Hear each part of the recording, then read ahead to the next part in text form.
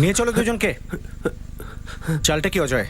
হ্যাঁ, এটা রেড না সারেন্ডার আমরা তো জানি না, তুই বলে দে। আপনি এটা জিজ্ঞেস করছেন যে দীপিকা রায়ের টিপ আমি কেন দিলাম? দিয়েছেন মানে? গালে তুলে দিয়েছেন? এত দয়া? এর পিছনে কোনো কারণ তো নিশ্চয়ই আছে নরেশবাবু। আপনারই সাব ইন্সপেক্টর দুবে আমাকে ফোন করে বলে যে আমি এই কেসে আটকে গেছি, পলিটিক্যাল অ্যাঙ্গেল কি আছে, আমাকে একটু সাহায্য করো। তো যা কিছু আমার জানা ছিল আমি সেটাই শেয়ার করেছি। আর এখন আপনি জিজ্ঞেস করছেন কেন শেয়ার করেছি। তার মানে দীপিকা রায় জগনপুর জেলার লোক অধিকার দলের অধ্যক্ষা, যে নিজে সরিতার নাম উল্লেখ করেছিল প্রধানের পদের জন্যে, সেই সরিতা চৌধুরীকে হারানোর জন্য ভূমিকা নিল। হ্যাঁ, আমার সোর্স তো এই বলছে। কিন্তু আপনি এত আশ্চর্য হচ্ছেন কেন? পলিটিক্সে তো এরকম আকচার হচ্ছে। আর আমার সোর্স তো এও বলছে যে এও ঠিক হয়ে গিয়েছিল যে এই প্ল্যানটা যদি লিক হয়ে যায় তো সমস্ত দোষ গ্রাম প্রধান মনীষা প্রজাপতির ওপর চাপিয়ে দেওয়া হবে। দেখুন, আপনি যদি এতটাই জানেন তাহলে আমাদের এটাও বলুন যে মূল দড়িটাকে ধরে আছে, কে আছে পিছনে, যে একের পর এক সন্দেহের তীর ঘুরিয়েই যাচ্ছে। প্রথমে বিকাশের আত্মীয় জ্ঞানী আর তার ছেলের বিরুদ্ধে, তারপর বিকাশের স্ত্রী সরিতার দিকে, তারপর সোজা মনীষা প্রজাপতির ওপর, আর এখন আপনি বলছেন দীপিকা। যদি আমার এই কিংপিনের ব্যাপারে জানা থাকতো রাজপুত সাহেব, তাহলে এমন খবর আমি নিজের কাগজে ছাপাতাম না, সার্কুলেশন বেড়ে যেত আমার খবরের কাগজের। রাজপুত সাহেব দেখুন, আমি শুধু একজন মেসেঞ্জার, বলতে পারেন দূত। আর এটা তো আপনি জানেনই, দূতকে কখনো কেউ মারে না, এমনকি তার দিকে বন্দুকও তাক করে না, যেটা এই মুহূর্তে আপনি করছেন। এই মুহূর্তে আমার একটাই লক্ষ্য নরেশবাবু, বিকাশ চৌধুরীর মার্ডার কেসটা ক্লোজ করা। কেউ আছে যে আপনার মাধ্যমে বা অন্য কারোর মাধ্যমে আমাদের এমন খবর পাঠাচ্ছে যাতে খুনি আর তার উদ্দেশ্য দুটোই বিভ্রান্ত হচ্ছে। কে আছে এর পিছনে? বিশ্বাস করুন, যেদিন আমি জানতে পারবো সেদিন গোটা শহর জেনে যাবে সঙ্গে সঙ্গে। স্যার, আমরা তো আগেই গর্তে ঢুকে বসেছিলাম, আমরা তো জানি না আপনারা কি করে আমাদের কাছে পৌঁছলেন। আমরা নিজেরা কেন আমাদের ধরা দেবো বলুন? আর যদি এরকমই হতো তাহলে পালালাম কেন? তাহলে পালালি কেন? অর্ডার পেলাম, পালাও, আন্ডারগ্রাউন্ড হয়ে যাও। কে অর্ডার দিয়েছিল? কুন্দন চৌধুরী ম্যাডাম।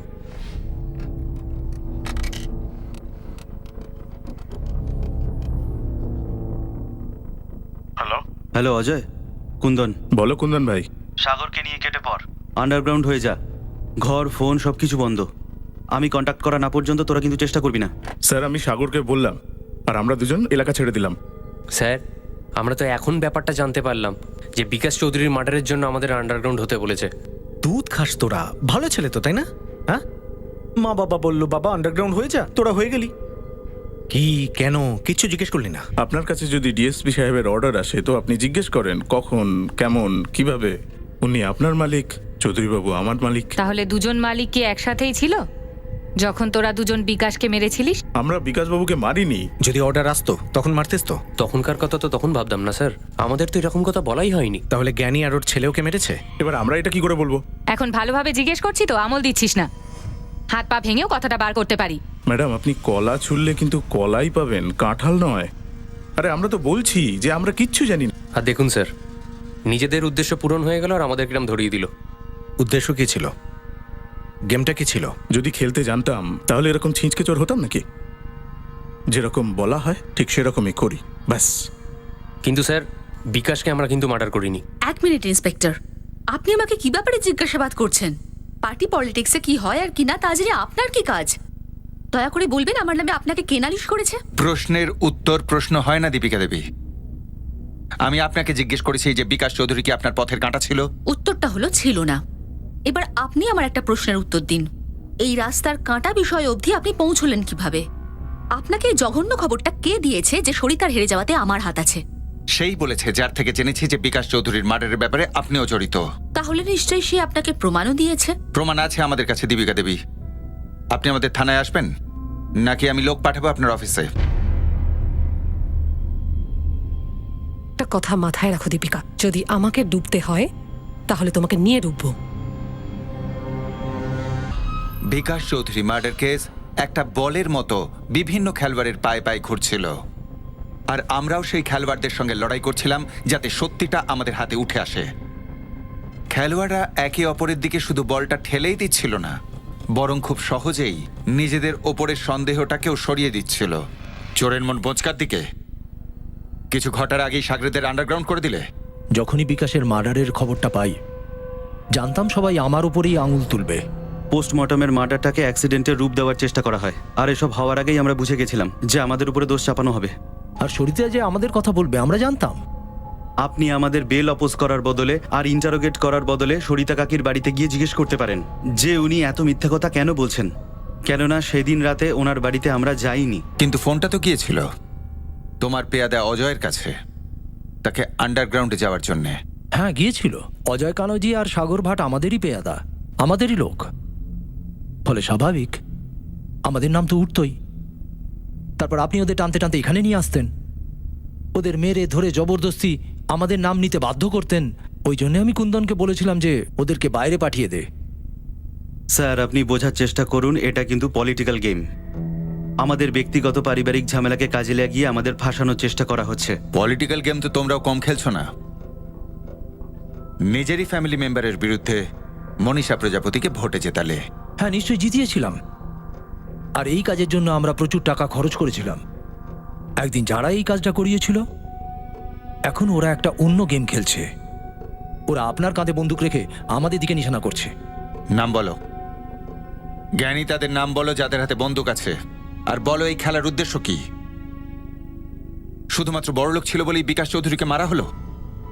টাকার জোরে পরবর্তী নির্বাচনে ওর স্ত্রীকে দাঁড় করাতো, আর যে কোনো শর্তে নির্বাচনে জিততো।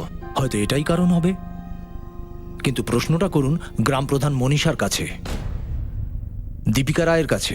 দীপিকা দেবী নিজেরই দলের প্রার্থী সরিতা দেবীর বিরুদ্ধে ষড়যন্ত্র করছিলেন, ভেতরে ভেতরে আমাদের কাঁধে বন্দুক রেখে নিশানা করছিলেন। এরা সব মিলেমিশে এই কেসে আমাদের বলির পাঠা বানাচ্ছে। স্যার আপনি আমাদের জামিন অপোজ করেই যাবেন, আর আমরা রিমান্ড বাড়িয়ে যাব। কিন্তু একটা কথা বলুন স্যার, আপনি কি আমাদের বিরুদ্ধে কোনো প্রমাণ পেয়েছেন? আপনি বারবার আমাকে একই প্রশ্ন কেন করছেন যে দাদাভাই আর কুন্দনকে আমি আদৌ দেখেছিলাম কিনা? কারণ ওই রাতে ওদের আসার আমাদের কাছে প্রমাণ নেই। ইভেন তোমার স্বামী ওদের সাথে ছিল সেটারও নেই। তোমার দ্বারা কোনো ভুল হচ্ছে না তো? আমার মনে হচ্ছে আমার ভুল এটাই যে এই রাজনীতির খেলাটা আমি কোনোদিন বুঝতেই পারিনি। আমি বুঝতে পারছি না যে দাদাভাই আর কুন্দন একের পর এক মিথ্যে বলে যাচ্ছে যে এখানে আসেনি, যেখানে আমি নিজের চোখে ওদের দেখেছি ম্যাম। আর ওই দীপিকা ম্যাডাম, উনি তো নিজেই এই ভোটের জন্য আমার নামটা রেফার করেছিলেন। তাহলে উনি আমাকে কেন হারাতে চাইছিলেন? আমি ওনাকে কখনো আমার শত্রু ভাবিনি। আমি জানতাম না যে আমার স্বামীকে এত লোক তাদের পথের কাঁটা বলে মনে করতেন, যে ওকে মারার জন্য এত বড় চক্রান্ত করা হয়। প্রত্যেক সন্দিগ্ধ আমাদের রাজনীতির জ্ঞান দিচ্ছিল, আর এই ছুতোই আমাদের বিভ্রান্তও করছিল। বিকাশ চৌধুরীর খুনি এই বিভ্রান্তকর চরিত্রগুলোর মধ্যেই লুকিয়েছিল। আপনি বলেছিলেন যে বিকাশ চৌধুরী মার্ডার কেসে আমি জড়িত থাকার প্রমাণ পেয়েছেন। আপনি সেটাই দেখতে এসেছি। দেখান আমাকে কোনো হিস্ট্রি শিটের হাতে পেয়েছেন আপনি যে ক্রাইম সিনে উপস্থিত ছিল আর যার টাচে ছিলাম আমি? না, মার্ডারটা এমনভাবে প্ল্যান করা হয়েছিল যাতে আমরা কোনো হিস্ট্রি শিটটাকে যুক্ত করতে না পারি। আমরা এখনো পর্যন্ত এটা জানি না যে সেই রাতে বিকাশ কার সাথে বসে মদ্যপান করছিল আর কোথায়। আর আপনি চান যে আমি আপনাকে বলি? আপনি জানেন, তাহলে বলুন। ওই রাতে বিকাশ আপনার সাথে ছিল? সেই রাতে বিকাশ চৌধুরী আপনাদের সাথে ছিল। প্রমাণ চাই, পেয়ে যাবেন। প্রমাণ দেব এই ঘটনার যে বিকাশ চৌধুরীকে আপনার ডিপার্টমেন্ট মেরে ফেলেছে, আর এখন তদন্ত করার মিথ্যে নাটক চালাচ্ছেন। আসল অপরাধীকে ধরার বদলে আপনারা গোল গোল ঘুরছেন সেই লোকটার কথা শুনে যে আপনাদের পকেট গরম করেছে মিথ্যে নাটক করার। বিকাশের সুপারি দিয়েছিল। এবার সেই লোকটার নাম আপনি আমাদের বলুন যে আমাদের পকেট গরম করেছে, আমাদের সুপারি দিয়েছে। দীপিকা দেবী, হয় আপনি আমাদের তার নাম বলে দিন, না হলে এফআইআরে আপনার নাম দিয়ে দেব যে আপনি আমাদের মানে থানার প্রত্যেকের পকেট গরম করে দিয়েছেন আপনার শত্রু বিকাশ চৌধুরীকে মারার জন্যে। আর আমরা সেখানে এনকাউন্টারের বদলে একটা নতুন পদ্ধতি নিই। আমরা জ্ঞানী আর তার ছেলে কুন্দনকে বিকাশের বাড়ি পাঠাই তাকে নিয়ে আসার জন্যে। তারপর আমরা ওর সাথে বসি, ওকে প্রচুর মদ খাওয়াই, ঠিক পার্টির মতো। তারপর আমরা ওর গলা টিপি। তারপর আমাদের মনে হয় আরে না না না না, এটা তো অ্যাক্সিডেন্ট প্রমাণ করতে হবে। তখন আমরা এক কনস্টেবলকে বলি ফোন করে হুমকি দিতে, পোস্টমর্টম ডক্টর অশ্বিন গুপ্তকে। আর শুধু তাই নয়, 1 বছর আগে বিকাশ চৌধুরী আর তার গার্লফ্রেন্ড পায়েল বাজপেয়ীর ওপর হওয়া একটা অসম্পূর্ণ স্ট্রিং অপারেশনকে সামনে নিয়ে আসি, যাতে তদন্তটা ঘুরপাক খেতে থাকে, আইনের হাত আপনাকে ছুঁতেও না পারে। আপনার কি মনে হয় আমি ভয় পেয়ে গেলাম? একদম নয়। আর কারণটা এই নয় যে আমার কাছে পাওয়ার আছে, রাজনৈতিক মহলে পরিচিতি আছে, বরং এই জন্য ভয় পাচ্ছি না যে আমার হাত আর আমার বিবেক দুটোই পরিষ্কার। আমি বিকাশ চৌধুরী মার্ডার কেসের সাথে যুক্ত নই। তাহলে কে যুক্ত? আমি কি করে জানবো? আপনারা খোঁজ নিয়ে দেখুন। কিন্তু আপনাদের আমি এইটুকু বলতে পারি যে বিকাশ চৌধুরীর সাথে আমার এমন কোনো শত্রুতা ছিল না। হ্যাঁ, আমার খারাপ লেগেছিল যখন বিকাশের স্ত্রী সরিতার নাম প্রার্থী হিসেবে মনোনয়ন করতে হয়েছিল, কারণ ওই সিটের দাবিদার আমি ছিলাম। কিন্তু বিকাশ নিজের টাকার জোরে নিজের স্ত্রী সরিতার জন্য টিকিট চায়, আর আমার পার্টি সেটা মেনেও নেয়, আমাকে সরিয়ে দিয়ে। জ্ঞানী চৌধুরী আর তার ছেলে কুন্দন চৌধুরীকে আপনারা পলিটিক্যাল ইস্যুতে ব্যবহার করেছিলেন। ওদেরকে কি বিকাশের মার্ডার কেসেও ব্যবহার করেছিলেন? ব্যাস একটা প্রমাণ দেখিয়ে দিন যে আমি জ্ঞানীকে দিয়ে বিকাশকে সরিয়েছি, তাহলে আমি পার্টি তো দূর, পলিটিক্স ছেড়ে দেবো। একটা উপদেশ দেব, শুনবেন আপনি? উপদেশ বলতে নতুন কোনো লোকের নামে বদনাম দেবেন। নতুন না, পুরনো একজন, যে এই সমস্যার মূলে রয়েছে, আর সেটা সরিতা নিজে। হ্যাঁ, বিকাশ ওকে হাতের পুতুল করে নিজের জায়গায় দাঁড় করিয়েছিল, আরও হেরে গেছে। ও রাজনীতি বুঝতে পারত না, কিন্তু আসলে বিকাশ বুঝতে পারেনি। কিন্তু সেই নির্বাচনের হারের ফলাফল এটা হবে সেটা ভাবতে পারেনি। কে ভাবতে পারেনি? আমি, পার্টির বাকি লোকেরা, আর হয়তো বিকাশ নিজেও এটা ভাবেনি।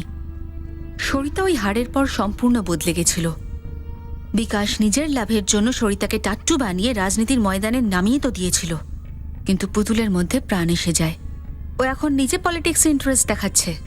জেলায় নিজের ক্ষমতায় সমাজসেবার কাজ শুরু করে দিয়েছে সরিতা। ও পরবর্তী নির্বাচনে নিজের থেকে দাঁড়াতে চায়, এই সিট থেকে অথবা অন্য কোনো সিট থেকে।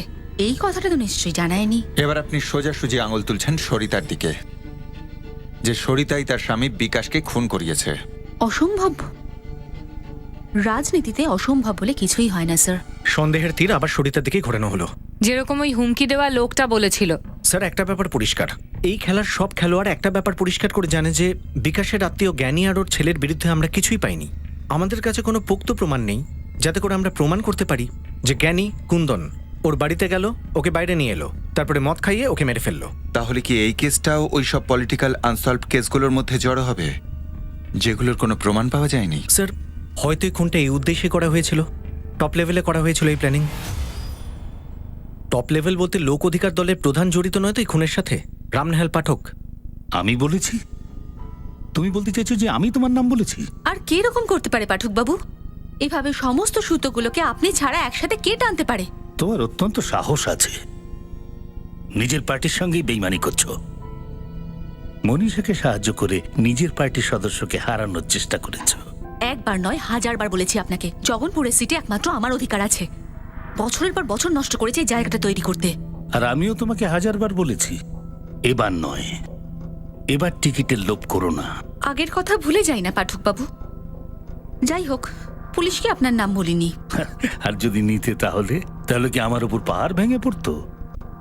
একদমই বোকা নয়তো পাগল।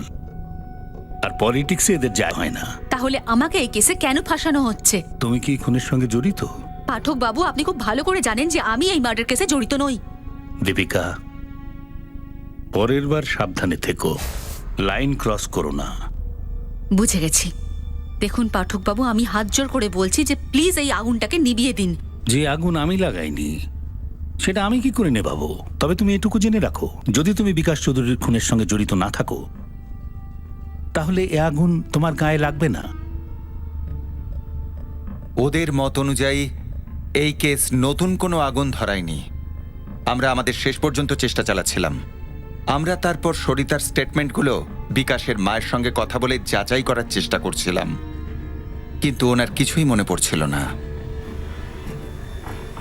সরিতার পিছু নিয়ে আমরা সেটাই জানতে পারলাম যেটা দীপিকা আমাদের বলেছিল, যে সরিতা সত্যিই এখন পলিটিক্সে ইন্টারেস্ট নিতে শুরু করেছে। কিন্তু সরিতার পলিটিক্সে এগিয়ে যাওয়ার উচ্চাকাঙ্ক্ষা কোনোভাবেই এটা প্রমাণ করে না যে সে তার স্বামীকে খুন করিয়েছে। কিন্তু এই কেসে এমন একটা অ্যাঙ্গেল ছিল যেটা পুরোপুরি আমাদের নজর এড়িয়ে গিয়েছিল, বা হয়তো এই জন্যে এড়িয়ে গিয়েছিল কেননা ওটা এমনভাবে লুকোনো হয়েছিল যাতে আমাদের নজরে সেটা না আসে। হয়তো এই কেসে যুক্ত সমস্ত সন্দেহভাজন মিলেজুলে সেটাই সামনে এনেছিল যা তারা আনতে চেয়েছিল। বাকি সবকিছু চোখের আড়ালে ছিল। খুব তাড়াতাড়ি জ্ঞানী আর তার ছেলের কাস্টাডি আমাদের হাতছাড়া হচ্ছিল। ওরা বেল পেতে চলেছিল, কিন্তু তখনও পর্যন্ত ওদের কাছ থেকে আমরা তেমন কিছু পাইনি যা এই কেসটাকে এগিয়ে নিয়ে যেতে পারত। ঠিক একই ব্যাপার অজয় আর সাগরের স্টেটমেন্টের সঙ্গেও হয়েছিল। ওরা দুজন একই কথা তোতা পাখির মতো বলে যাচ্ছিল। ইনভেস্টিগেশন আগে এগোচ্ছিলই না।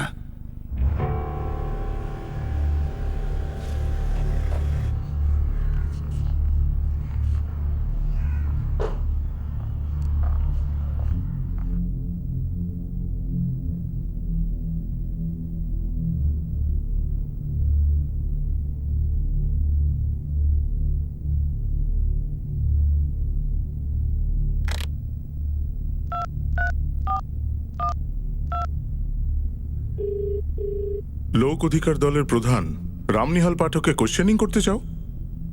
কি পাবে এতে? জানি না স্যার, কিন্তু আমি এ ব্যাপারে শিওর বিকাশ চৌধুরীর কেসটা টপ লেভেল থেকে কভার আপ করা হচ্ছে। দেখো, যদি এই কেসে কিছু কভার আপ হয়েও থাকে তাহলে তুমি কি করে আনকভার করবে? তোমার কি মনে হয় রামনিহাল পাঠককে তুমি কোশ্চেনিং করবে আর ও তোমায় এমন কিছু বলে দেবে যেটা থেকে তুমি এই কেসে লিড পেয়ে যাবে? ফার্স্ট অফ অল তোমার কাছে কোনো পোক্ত প্রমাণ বা সূত্র থাকতে হবে যার উপর ভিত্তি করে তুমি ওকে কোশ্চেনিং করতে পারো। তা নেই স্যার, আমার কাছে নেই। তাই তো আপনার সাহায্য চাইছি। তাহলে আমার পরামর্শ নাও, সাহায্যের থেকে বেটার হবে অন্য কেসে মন দাও, এই কেসটা আর এগোবে না। কিন্তু স্যার, কোনো কিন্তু নয় রাজপুত, কোনো কিন্তু নয়। যদি আপনা থেকে কোনো লিড চলে আসে তখন অ্যাকশন নিও, যাকে খুশি অ্যারেস্ট করো, বাট এখন এই সময় বিকাশ চৌধুরী মার্ডার কেসকে এখানেই রাখো। আমার উপর কোনো চাপ ছিল না যে খুনিকে ধরতেই হবে। আমার উপর এমন কোনো প্রেশারও ছিল না যে আমাকে বলছে চিন্তা করো, টেনশনে থাকো, তোমার কেস একদমই এগোচ্ছে না। আগে বেশ কিছু কেসে এমনটা হয়েওছে, এটা নতুন কিছু নয়। এই কেসটা তো তেমন নয় যেখানে আমি ক্রাইম সিন স্টাডি করে আপনাকে কোনোভাবে সাহায্য করতে পারবো। আমি জানি অমৃতা, আর সেটা আশাও করি না আমি। যেমন আমি আগে বলেছিলাম, আমাদের আলাদা আলাদা ক্লু দিয়ে বিভ্রান্ত করা হয়েছে, কিন্তু গেমটা কি আমি সেটাই বুঝতে পারছি না। আমি এই কেসে কালপ্রিটকে কখনো খুঁজেই পাইনি, কোনোভাবেই না। কিন্তু একটা ব্যাপারে আমি শিওর যে এই মার্ডার কেসকে অ্যাক্সিডেন্ট কেস বলার কোনো দরকারই ছিল না। পরিষ্কার মার্ডার কেস। গলা টেপা হয়েছে, লাশ গুম করা হয়েছে, বাইকটাকেও ওখানেই ফেলে রাখা হয়েছিল, শুধু টেল লাইট ভেঙে দেওয়া হয়। পোস্টমর্টমে ডক্টরের কাছেও যে হুমকির ফোন এসেছিল সেটাও কোনো সিরিয়াস হুমকি ছিল না। তার আসল উদ্দেশ্য ছিল আপনাকে বিভ্রান্ত করা। সেই জন্য হুমকি দেওয়ার পরেও কোনো অ্যাকশন নেয়নি সে। আগে হ্যাঁ, ভাবুন আপনি ক্রাইম সিনে রয়েছেন, পরিষ্কার দেখতে পাচ্ছেন গলা টেপা হয়েছে, তার সত্ত্বেও পোস্টমর্টমের ডক্টরকে বলা হয় যাতে উনি এই কেসটাকে অ্যাক্সিডেন্ট কেস বলেন। তাহলে এটা প্ল্যান করা, প্ল্যান এ, একটা ডাউট তৈরি করা যেখানে ডাউট করার কোনো কারণ ছিল। মোস্ট প্রবাবলি হ্যাঁ। তারপর সামনে এলেন জ্ঞানী চৌধুরী আর ওনার ছেলে কুন্দন চৌধুরী, যাদের কথা আপনি জানতে পারেন ভিকটিমের স্ত্রী সরিতা চৌধুরীর কাছে। এখানেও একটা মোটিভ ছিল, জমি। দুই পার্টির বিবাদের কথা তো সবাই জানতো, কিন্তু জ্ঞানী চৌধুরী আর তার ছেলে কুন্দন ওরা পরিষ্কার অস্বীকার করে যে ওরা বিকাশ চৌধুরীর বাড়ি যায়নি। যেটা হয়তো সত্যি, কেননা বিকাশ চৌধুরী ওর সাথে যেতই না, তাও একসাথে মদ খেতে। কারেক্ট। তাহলে ভাবুন বিকাশ কার সাথে বাইরে যেতে পারত? কারা সেই লোক যাদের সাথে বসে বিকাশ ড্রিঙ্কস নিয়েছিল? কিন্তু আপনি সেসব দিকে এগিয়ে যাওয়ার আগেই এই খেলার দ্বিতীয় ইনিংস শুরু হয়ে যায়। Plan B. ইয়েস, ষড়যন্ত্রকারীরা আপনাদের টিমকে যে কোনো একটা দিকে ভালোভাবে ঢুকতেই দেয়নি। বিকাশের গার্লফ্রেন্ড পায়েল বাজপাই আর হোটেল K9-এর সূত্র আপনাদের সামনে রাখা হয়। সামনে আসে সুরাজ ডালমিয়া, অতীতে ঘটা এমন একটা স্ট্রিং অপারেশন যেটাকে কোনোদিন কাজেই লাগানো হয়নি। আর এই প্ল্যান বি এর মাধ্যমে আমাদের নজর মনীষার দিকে করে দেওয়া হলো, যে সরিতার বিরুদ্ধে ভোটে জিতেছিল। কিন্তু আপনারা গ্রাম প্রধান মনীষা প্রজাপতির অ্যাঙ্গেলটা পুরোপুরি এক্সপ্লোর করার আগেই আপনাদের ঝোলায় দুজন হিস্ট্রি সিটার অজয় কানজিয়া আর সাগর ভাটকে ফেলে দেওয়া হয়। আর তার সাথে দীপিকা রায়কেও সামনে আনা হয়। আর এদের কারোরই বিরুদ্ধে কোনো প্রমাণ নেই যে এরা মার্ডারে ইনভলভ ছিল। প্ল্যান এ আর প্ল্যান বি দুটোর মোটিভ একটাই, যে আপনি প্ল্যান সি এর জালে ফাঁসুন। আর প্ল্যান সি ছিল সবাইকে সন্দেহ করবেন, আপনার হাতে কিচ্ছু আসবে না। Net result a big zero. তোমার কি মনে হয় এরা প্রত্যেকে একে অপরের সঙ্গে জড়িত? আপনার ইনভেস্টিগেশন তো সেই সমাধানেই পৌঁছেছে ইন্সপেক্টর, যে সবাই কিছু না কিছু জানে, সবাই কিছু না কিছু লুকোচ্ছে, কিন্তু এমন কেউ নেই যে সবটা জানে, যে অপরাধীর কাছে পৌঁছে দেবে। তাহলে এটাই হলো ফাইনাল প্ল্যান সি। আমি তো শুরুতেই জানতে চেয়েছিলাম যে আপনি কি সত্যি এই কেসের শেষ দেখতে চান। হ্যাঁ অবশ্যই অমৃতা। তাহলে আপনি সব দরজায় কড়া নাড়তে পারেন না। তাহলে তুমি বলো অমৃতা, কোন দরজায় আমি কড়া নাড়বো যাতে কেসটা আমরা সলভ করতে পারি? আমি কোনো পরামর্শ দিচ্ছি না, আমি শুধু একটা হিন্ট দিতে পারি মাত্র। সবার আগে আপনি সবকটা দরজায় কড়া নাড়া বন্ধ করে দিন। ওদের ছোঁড়া বলকে ধাক্কা খেতে খেতে এক জায়গায় স্থির হতে দিন। আপনি কিচ্ছু করবেন না। তো ওদেরকে আসতে দেব আমাদের কাছে? হয়তো সেটাই। ইন্সপেক্টর, আপনি আপনার প্ল্যান দিয়ে ওদের মাত দিন। Risky, I know. যতই হোক আপনি পুলিশ অফিসার, আপনি ওদের মতো পলিটিক্স তো করতে পারেন না।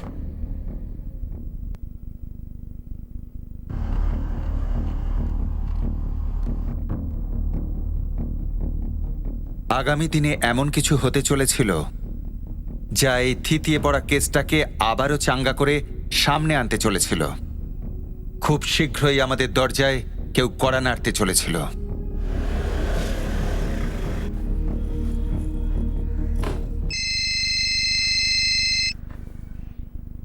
হ্যালো, লোম খাড়া করে দেওয়ার মতো খবর চাই নরেশ। Breaking news. কে বলছো তুমি? একজন মেসেঞ্জার।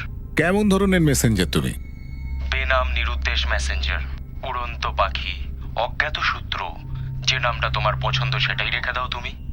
নামের কথা তো ছেড়েই দাও, কাজের দিকে গুরুত্ব দাও। এমন একটা টিপস দেব যেটা একটা মারাত্মক ষড়যন্ত্রের চাবিকাঠি খুলে দেবে। কিরকম ষড়যন্ত্র? বিকাশ চৌধুরী মার্ডারের ষড়যন্ত্র। দেখো ভাই, তুমি যেই হও না কেন, তোমাকে আগে নিজের পরিচয় দিতে হবে, আর না হলে তুমি যা বলবে তার কোনো প্রমাণ দিতে হবে। আসলে কি জানো, একটা দায়িত্বশীল খবরের কাগজ উড়ন্ত পাখির ডিমের অমলেট বানায় না। বিশ্বাসযোগ্যতা কাকে বলে বোঝো? তুমি নয়তো অন্য কেউ অমলেট তৈরি করবে, তাতে পাখির কি হলো কারোর কিচ্ছু যায় আসে না। ব্যাস, হেডলাইন চাই।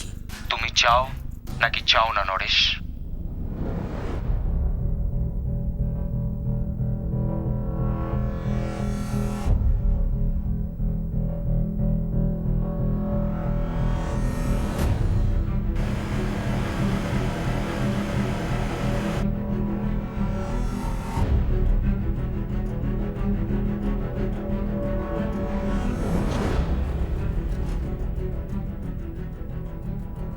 মাস আগে যেটাকে একটা সাধারণ মার্ডার বলে মনে হচ্ছিল, এখন মনে হচ্ছে সেটা একটা বড়সড় রাজনৈতিক চক্রান্ত, যাতে হয়তো টপ লেভেলের রাজনীতিবিদরা যুক্ত আছেন। বিরোধীরা এই ঘটনাকে বিধানসভায় তুলে আনতে চায়। বিকাশ চৌধুরী কি নিজের পার্টিকে এক্সপোজ করতে চাইছিলেন, যার জন্য ওনাকে নিজের জীবন দিয়ে তার মূল্য দিতে হয়? গোপন সূত্র থেকে আমাদের প্রতিনিধিরা আমাদের জানাচ্ছেন যে বিকাশ চৌধুরী হত্যাকাণ্ডে জগনপুরের প্রধান মনীষা প্রজাপতি, সাথে লোক অধিকার দলের জেলা অধ্যক্ষ দীপিকা রায় আর পার্টি চিফ রামনিহাল পাঠকের দিকে আঙুল উঠছে। এরকমও শোনা যাচ্ছে যে শেষ জেলা পরিষদের ভোটের সময় যে সমস্ত পার্টি বিরোধী কাজকর্ম হয়েছিল তাতে বিকাশ চৌধুরীর একটা মুখ্য ভূমিকা ছিল। বা নরেশ, আমাকে জিজ্ঞেস না করে এই কেসে আমায় জড়িয়ে দিলে। মনে হচ্ছে নিজের উপর মানহানির কেস করবার শখ হয়েছে তোমার। আমার তো একটাই শখ আছে পাঠক সাহেব, আর সেটা হলো সত্যিটাকে তুলে ধরা। আপনি যদি এই খবরটা অস্বীকার করেন, একটা ডিনায়াল নোট পাঠিয়ে দিন না, আমি সেটাও চেপে দিচ্ছি। আমরা দুজনই ভালো করে জানি যে কাগজে ছাপা সব খবর ধনুকের থেকে তীর ছোড়ার চাইতে কম নয়। আপনি আপনার সোর্সের নাম বলুন। সরি পাঠক সাহেব, ওটা তো আমি বলতে পারবো না। পস্তাবেন, খুব পস্তাবেন। এবার আপনি তৈরি থাকুন। স্যার, আপনি বলাতে আমি তো বিকাশ চৌধুরীর কেস থেকে 2 মাস আগে সরে এসেছি। যদি তুমি আগেই এই কেস থেকে সরে গিয়ে থাকো, তাহলে হঠাৎ করে এই কেসটাকে তুলছে কে রাজপুত? আমি কি করে জানবো স্যার? আমি তো 2 মাস আগে কেসটাকে ফলো করছিলাম, যেমন ওটা ফলো হওয়া উচিত ছিল। বা এটাও বলতে পারেন, মার্ডার যে করেছে সেই মাস্টার মাইন্ডের পথেই আমি চলছিলাম। স্যার, এখন মনে হচ্ছে নতুন কোনো দিক খুলে যাচ্ছে যেটা আমাদের কন্ট্রোলের বাইরে। বেশ বড় নাম আসছে মিডিয়াতে। স্যার, আপনি যদি বলেন কারা এই খবর দিচ্ছে, আমি তাদের খুঁজে বার করতে পারি। তবে আমার মনে হয় স্যার এটা পলিটিশিয়ানদের নিজস্ব গেম। আমি জগনপুর টাইমসের এডিটর নরেশকেও জিজ্ঞেস করেছিলাম, ও সেই একই কথা বলছে। এমনিতে কল আমরা ট্রেস করছি। কল ট্রেসই হচ্ছে না স্যার, নাম অ্যাড্রেস সবই ভুয়ো। এরকম কতগুলো কেসে হয়, তাই না? একদম স্যার, হয় এটা। স্যার খবর পেলাম যে ইনভেস্টিগেটিং টিমটাকে বদলানোর কথা হচ্ছে। অপোজিশন এসআইটি সিবিআই এর কথা বলছে। ওদের কাজ ওদের করতে দাও, হোক টিম চেঞ্জ। এবার মুখ থেকে মুখোশটা সরিয়ে ফেলো মনীষা, পর্দা ফাঁস হয়ে গেছে। বিকাশ চৌধুরীর হত্যার পিছনে রাজনৈতিক ষড়যন্ত্রের খবরটা চারিদিকে হইচই ফেলে দিল। দীপিকা, বাজে কথা বলো না। রাজনীতির জগতে ভূমিকম্প শুরু হলো। এখন আর আমাদের কাউকে জিজ্ঞাসাবাদের প্রয়োজন ছিল না। একটা কথা মাথায় রাখো দীপিকা, এখন একে অপরকে শুধুমাত্র দোষারোপ করে চলছিল। এখন যেটা হলো, যেটা সামনে এলো, সেটা কি আচমকা হলো, নাকি সামান্য পরিমাণে, নাকি এমন জায়গার নির্দেশে হয়েছিল যার ঠিকানা আমরা জানতেই পারতাম না? হ্যালো, দাঁড়া লিখে নিচ্ছি। প্রথম নাম মনোজ চৌহান, আর দ্বিতীয় হরিশ চান্দেল।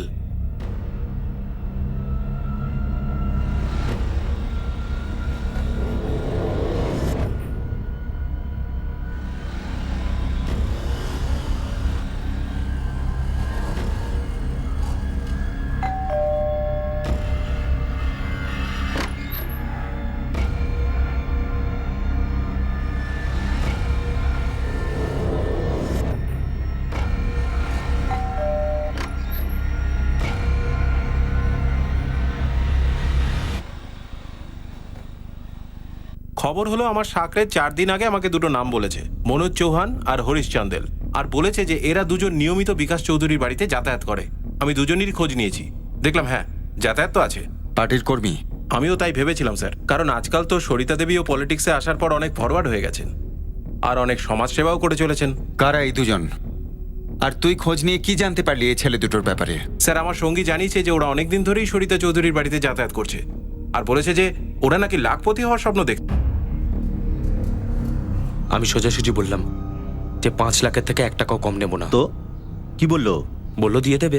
এটুকু বলাতেই দিয়ে দেবে? হ্যাঁ বে, কেন দেবে না? দেখ এবার তুইও নিজের মুখটা খোল। ওর কাছে প্রচুর নোট রয়েছে, এক তো ওই সিমেন্টের ফ্যাক্টরি রয়েছে, তার উপর প্রচুর জমি জমাও রয়েছে। না তো বিকাশের কোনো আত্মীয় রয়েছে, না সরিতার কোনো আত্মীয় রয়েছে, আর শেষ পর্যন্ত আমরাই তো থাকবো। আর একটু না হয় বেশি হবে, তাতে কি এমন যায় আসে? তুই চেয়ে তো দেখ। তোর এই সাগরেদ জাভেদ গল্প শোনাচ্ছে না তো? আর না স্যার, জাভেদ আমার খাস লোক, কিন্তু হ্যাঁ হতে পারে যে এই উড়ো খবরটা কেউ ওর কানে ঢুকিয়ে দিয়েছে। তোর এটা কেন মনে হচ্ছে?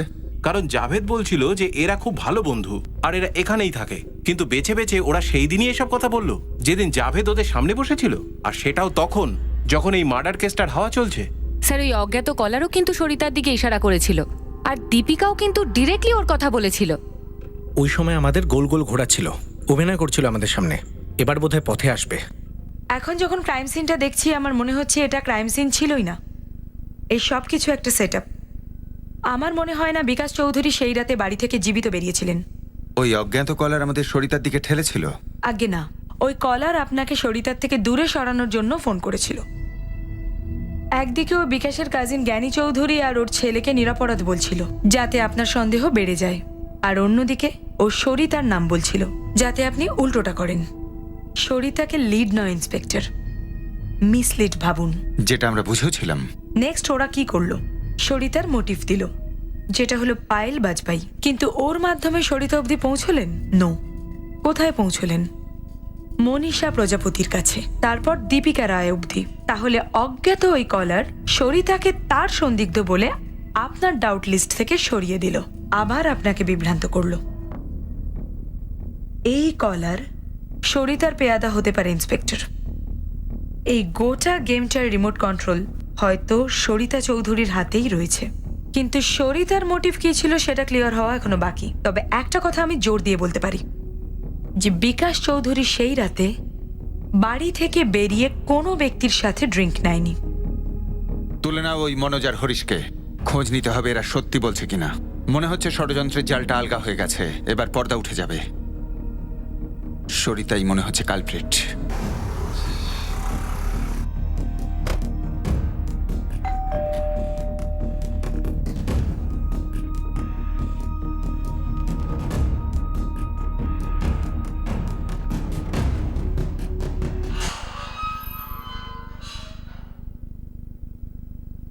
সবার আগে গুরুত্বপূর্ণ প্রশ্ন। তোমরা জানতে যে জাভেদ আমাদের খোঁচর, তবুও তোমরা ওর সামনে সরিতার থেকে টাকা নেওয়ার কথা বলেছ। তোমরা কি কথাটা নিজেরাই বলেছ, নাকি কেউ তোমাদের বলেছে বলতে যাতে খবরটা আমাদের কাছে পৌঁছে যায়?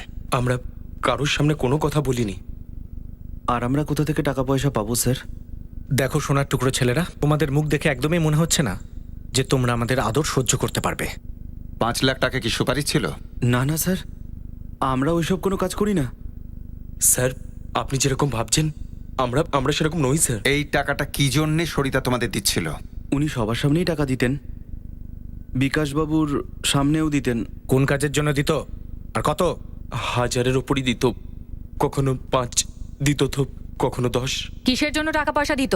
স্যার, ওই আমরা ওনাকে খুশি করতাম। স্যার, আমরা শুতাম ওনার সাথে। স্যার, সত্যি কথা বলছি, যখন বিকাশ চৌধুরীর মার্ডার হলো তখন আমরা খুব চিন্তায় পড়ে গেলাম। আমাদের মনে হয়েছিল উনি মার্ডারের সব দোষ আমাদের ঘাড়ে চাপিয়ে দেবেন। কিন্তু সরিতা এরকম কিচ্ছু করেননি। আমরা শুধু নিজেদেরকে বাঁচানোর জন্য ওর থেকে টাকা নিয়েছিলাম, আর এছাড়া আমাদের আর কোনো সম্পর্ক নেই। আর স্যার, এই কাজটা শুধু আমরা দুজন করতাম না, হয়তো আরো অনেকে ছিল। সরিতা দেবী, আপনার এই নীরবতা দেখার মতো সময় আমাদের কাছে নেই। হ্যাঁ অথবা না, আপনার অবৈধ সম্পর্ক ছিল এই দুটো ছেলের সাথে? দেখুন, এটা কিন্তু একেবারেই আমার পার্সোনাল লাইফ, আর এর সাথে খুনের কোনো সম্পর্ক নেই। ছেলে দুটো ঠিক বলছে কি না? হ্যাঁ, সত্যি বলছে ওরা। আর তোমার স্বামী বিকাশ এই ব্যাপারটা জেনে গেছিল। না, ও এমনিতেই আমাকে নিয়ে অত ভাবতো না। ওর নিজের কিছু সম্পর্ক ছিল। যেমন পায়েল বাজপেয়ী, ওর ব্যাপারে আপনি সবকিছু জানতেন কিন্তু আমাদের বলেননি। আমি পায়েলের ব্যাপারে কিচ্ছু জানতাম না। আমি শুধু এইটুকুই জানতাম যে আমার স্বামীর আমার ওপর কোনো ইন্টারেস্ট ছিল না। ভালোবাসা তো দূরের কথা, আমি নাকি ওর দুর্বলতা আর অসফলতাকে মনে করিয়ে দিতাম। ভোটে হেরে যাবার পর? না, সব দিকে হেরে যাওয়ার পর। দেখো, তুমি 24 ঘন্টা তোমার কাজ নিয়ে বিজি থাকো, আমিও না আমার জীবনে কিছু একটা করতে চাই। আমি পলিটিক্সে, সমাজ সেবায় বেশ ইন্টারেস্ট পাই। লোকজনের সঙ্গে মেলামেশা করা, ওদের সাহায্য করা আমার খুব ভালো লাগে। সেই জন্য আমি চাই যে আমি এই ভোটে আমার নিজের যোগ্যতায় দাঁড়াবো। ইলেকশনে দাঁড়াবে? হ্যাঁ, নির্বাচনে দাঁড়াতে চাও তুমি? একটা কাঠ পুতুলের কাজ হয় শুধু ইশারায় নাচা, শুধু ইশারায় নাচা। নিজের ইচ্ছায় এক ফোঁটাও তোলে না পুতুল, বুঝলে? এই যে সিটটা আছে না, এটা আমার সিট, আর তুমি শুধু একটা পুতুল, আমার দুর্বলতা। আমি তোমার দুর্বলতা নয়, স্ট্রেংথ হতে চাই। সিট তো তোমারই থাকবে, আমি শুধু তোমার সাথে মিলেমিশে কাজ করতে চাই। আমার ভেতরে তোর ভেতরে কি আছে আর কি নেই সেটা আমার থেকে ভালো আর কেউ জানে না। ওই যে পাঠক আছে না, ওকে আমি হাড়ে হাড়ে চিনি। তোমরা দুজনে মিলে কি করো না, আমি না খুব ভালো করে জানি। পাঠক বাবু শুধু আমাকে সিট পেতে সাহায্য করছেন। দরকার নেই ও সাহায্যের। আমার বাড়ির চৌহদ্দি থেকে যদি বেরিয়েছ না, শেষ করে দেবো। খুব ভয় পেত ওই লোকটা। ভাবতো যে যদি আমি নিজে সফল হয়ে যাই তাহলে ওর তো শেষ হয়ে যাবে। কিন্তু আমিও একজন মানুষ, আর আমার নিজের কিছু চাহিদা ছিল। তো হ্যাঁ, আমার অন্যান্য পুরুষের সঙ্গে শারীরিক সম্পর্ক ছিল। মার্ডার একলা করেছেন আপনি, নাকি এতে রামলালেরও হাত ছিল? কারুর হাত ছিল না স্যার। খুনটা আমার ভাসুর আর তার ছেলে দুজনে মিলে করেছে। ওরা সেদিন আপনার বাড়িই যায়নি, এমনকি বিকাশকে ডাকেও নি। প্রথম থেকে আপনি আমাদের মিথ্যে বলে এসেছেন। আপনি মনোজ আর অনিশকে ধরে ফেলেছেন বলে আমাকে অপমান করার লাইসেন্স পেয়ে গেছেন বুঝি? আপনি আমাকে খুনি বলছেন, মিথ্যেবাদী বলছেন, আর এখন চরিত্রহীনও বলবেন। আপনি যা বলতে চান, যা বুঝতে চান, সেটা আপনার ব্যাপার। আমি শুধু এটাই বলছি আর বারবার বলবো যে বিকাশের খুনে আমার কোনো হাত নেই। ওই মুহূর্তে আমরা একেবারেই নিশ্চিত ছিলাম যে সরিতাই তার স্বামীকে খুন করিয়েছে, কিন্তু তখনকার পরিস্থিতি এমনটাই ছিল যে সরিতা চৌধুরীর ওপর চার্জ লাগানোর মতো কোনো প্রমাণ আমাদের কাছে ছিল না। এরপর আমাদের আরও একটা চাল চালতে হলো, যাতে সেই সত্যিটা সামনে এসে যায় যেটা লুকিয়ে রাখা হয়েছিল, যে কি করে বিকাশের খুনে পরিণতি আসলো। সরিতার ফোন রেকর্ডসে এরকম কোনো থার্ড পার্টিকে দেখছি না যাকে তুলে আমরা প্রশ্ন করতে পারি। স্যার আমার মনে হয় না সরিতা এই চক্রান্তে নিজের রেগুলার ফোন ইউজ করে থাকবে। নিশ্চয়ই ওর কাছে অন্য কোনো নাম্বার রয়েছে। তাহলে মোটামুটি সরিতার ফোন রেকর্ড থেকে এটা জানা যাচ্ছে যে ওর আর রামনিহালের মধ্যে কথা হতো। অবশ্য পার্টি চিফ আর ক্যান্ডিডেটের মধ্যে কথা হতেই পারে। এটা দিয়ে খুন কিছু প্রমাণ করা যায় না। হয় না স্যার, আমাদের নতুন পথ বের করতে হবে। আর ঘুরিয়ে ফিরিয়ে নয়। এবার সময় এসেছে মুখোমুখি লড়াই করার।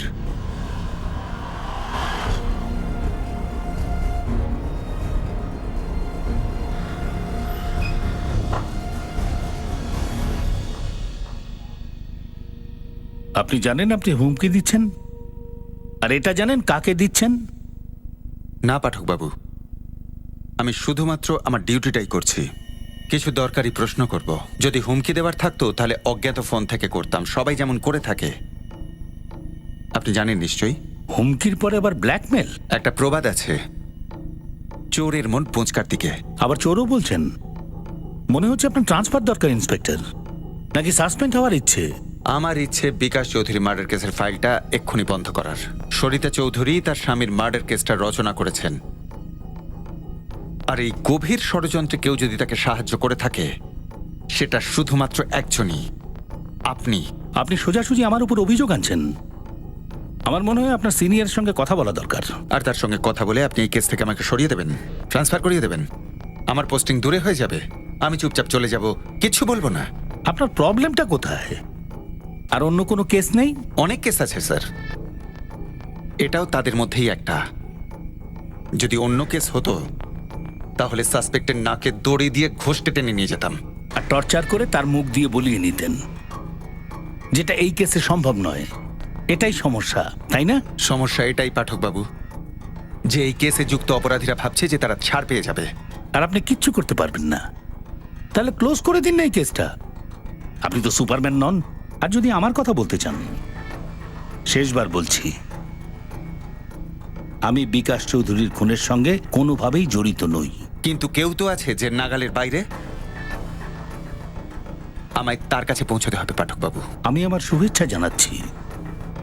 আর খুনি সরিতা চৌধুরী নিজে, একাই। একা? কোনো প্রমাণ আছে আপনার কাছে? প্রমাণ থাকলে তো কবেই আপনাকে দিয়ে দিতাম। তবে আমি এই ষড়যন্ত্রে যুক্ত নই। আর হ্যাঁ, যদি আপনি সরিতার ব্যাপারে জিজ্ঞেস করেন, ওর পলিটিক্যাল অ্যাম্বিশন পূরণ করবার জন্য আমি ওকে সাহায্য করেছি, ওকে সাপোর্ট করেছি, এখনো করছি। নিশ্চয়ই ও বিকাশের উপর বিরক্ত ছিল, হয়তো রেহাই পাবার জন্য এগুলো করেছে। কিন্তু ও কি করে এটা করলো এটা আমি জানি না। ও 1 বছরের মধ্যে একদম বদলে গেছে, অনেক চালাক আর বুদ্ধিমান হয়ে গেছে, সবাইকে চমকে দিচ্ছে। না বিকাশ না আমি ভেবেছিলাম যাকে হাতের পুতুল বানানো হয়েছিল তার বুদ্ধি এত প্রখর হতে পারে। পলিটিক্সের জন্যই তৈরি হয়েছে ও, কিন্তু এসব ও কি করে করেছে, কাকে দিয়ে করিয়েছে, এসব আমি কিচ্ছু জানি না। কিন্তু এই ষড়যন্ত্রে আমি জড়িত নই।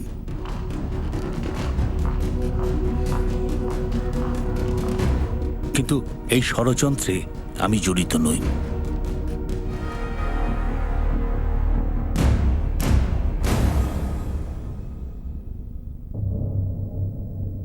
আগামী 1 সপ্তাহের মধ্যে এই কেসের ফাইল বন্ধ হওয়ার ছিল।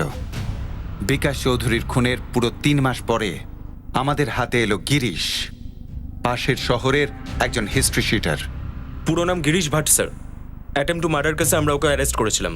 আর ও বিকাশের খুনের ব্যাপারটা স্বীকার করেছে। গিরিশ ওর আগে সমস্ত অপরাধ স্বীকার করে নিয়েছে। নিজের বসের নামও বলে ফেলেছে। তার নাম কি? কেদার মিশ্র বলে কেউ, বলরামগড়ের আশেপাশে কোথাও লুকিয়ে রয়েছে।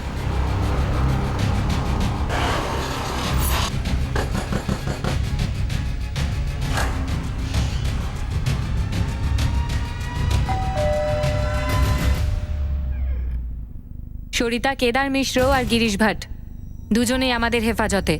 আর অদ্ভুত ব্যাপার হলো ওদের কাছে সব প্রমাণ আছে যে ওরা বিকাশকে মেরেছে, তোমার কথায় মেরেছে। আর প্লিজ তুমি অর্জুনকে কিছু বলো না প্লিজ। এর মধ্যে যা কিছু পাবে না তুমি নিয়ে এসো। আপনি এই নাও। আমার টিফিন বক্স থেকে কিছু খেতে পারেন যদি আপনি কিছু মনে না করেন। মেরে ফেলছিল আমাকে ওই লোকটা। না পলিটিক্সে আমাকে এগোতে দিচ্ছিল, না নিজের মতো সংসার করতে দিচ্ছিল আমায়। বিয়ের পরের দিন থেকেই আমার উপর অত্যাচার করতো ওই লোকটা, আর ইলেকশনে হেরে যাওয়ার পর তো আরো বেশি করে। আগে আমি দুঃখী অবলা ছিলাম, অপমান অত্যাচার সবকিছু মুখ বুজে সহ্য করে নিতাম, কিন্তু এখন আর আমি সেরকম নই। আমি অনেক বেশি আত্মবিশ্বাসী, রাজনীতি করতে শিখে গেছি। আর প্লিজ তুমি অর্জুনকে কিছু বলো না প্লিজ। এর মধ্যে যা কিছু পাবে না তুমি নিয়ে এসো। এই নাও। ও এসব ব্যাপারে কিচ্ছু জানে না। তুমি একটা কাজ করো। আমার টিফিন বক্স থেকে কিছু খেতে পারেন যদি আপনি কিছু মনে না করেন। প্লিজ তুমি অর্জুনকে কিছু বলো না প্লিজ। Thank you. টাকা দেয় না খাওয়ার জন্য, বেচারি মায়া ম্যাডাম। সবকিছু প্ল্যান করা আছে, কেউ জানতে পারবে না। আমার উপর সব ছেড়ে দাও।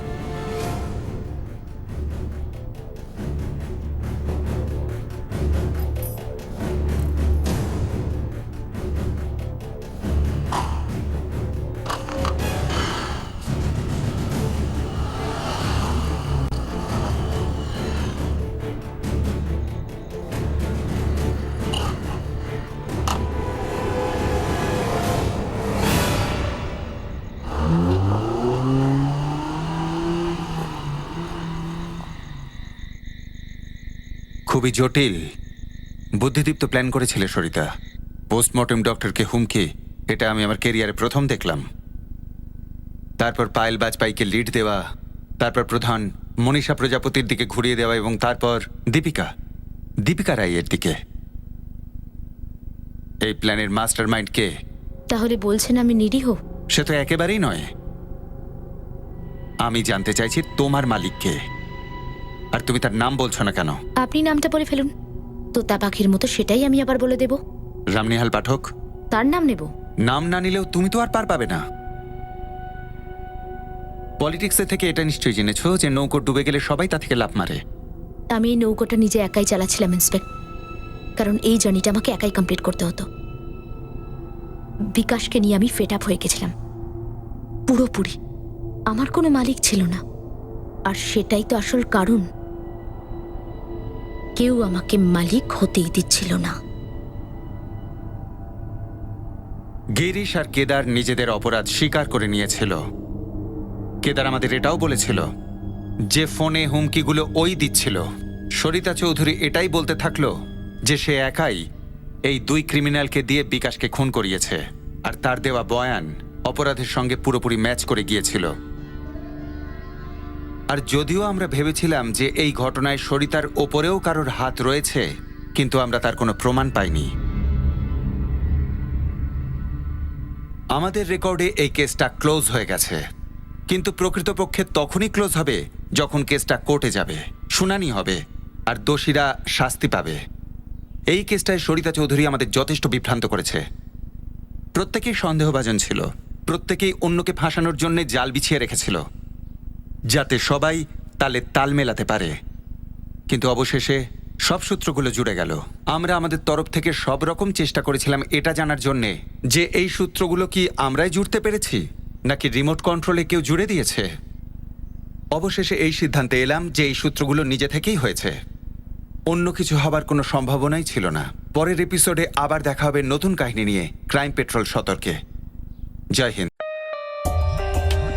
For more updates, subscribe to our channel, click the show links and enjoy watching the videos.